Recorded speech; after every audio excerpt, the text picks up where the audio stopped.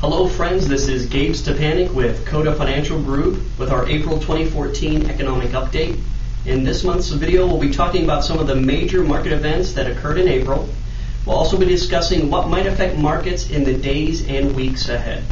Please stay tuned at the end for a required disclosure statement. Markets had a turbulent month and the major indices ended on a mixed note. Despite the volatility, the Dow hit a record close on the last day of April, indicating that investors are still willing to rally on good news.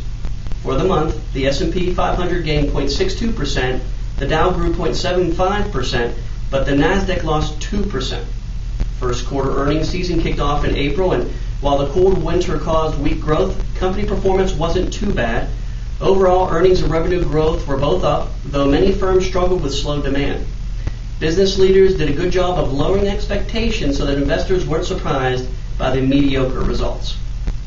Economic data was generally positive last month, suggesting the economy is still on solid footing and that the seasonal effects of the chilly winter might dissipate this spring. The Federal Reserve met in the last week of April and voted to continue tapering bond purchases. This wasn't a surprise, but it's good news because it shows that the Fed continues to have faith in the economic recovery.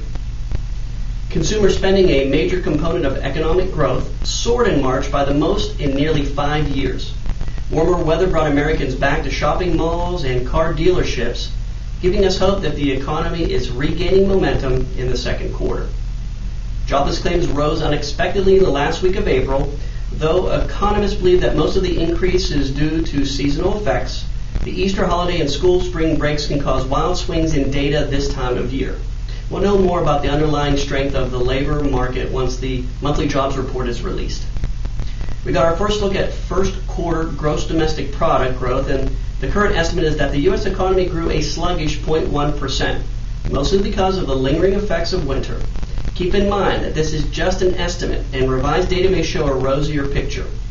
The housing market, which has been a major driver of economic growth in the last couple of years, may finally be faltering. Rising mortgage rates, higher prices, and cold weather caused sales of new and existing homes to fall in April for the third month in a row. On the other hand, tight housing inventory and improving employment prospects may encourage buyers this spring. The crisis in Ukraine continued to simmer and tempered market activity last month.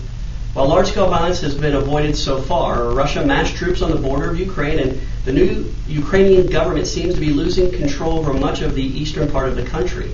It's impossible to know how the situation will play out, but investors are mostly concerned about how potential natural gas disruptions might affect corporate profits. Looking ahead, investors will be closely watching economic data to see whether the seasonal effects of winter are giving way to stronger growth in the spring. While we can expect more volatility, we can hope that better second quarter prospects will show investors that there's plenty of upside to be had.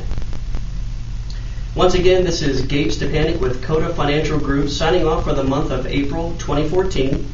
I hope you found this commentary interesting and informative. If you have any questions about what you heard in this update or would like to discuss your personal financial situation, please give us a call at your convenience. We'd be happy to talk with you. While we believe the information in this report is reliable, we cannot guarantee its accuracy. Opinions are subject to change without notice and are not intended as investment advice or a solicitation for the purchase or sale of any security. Please consult your financial professional before making any investment decision. Thank you.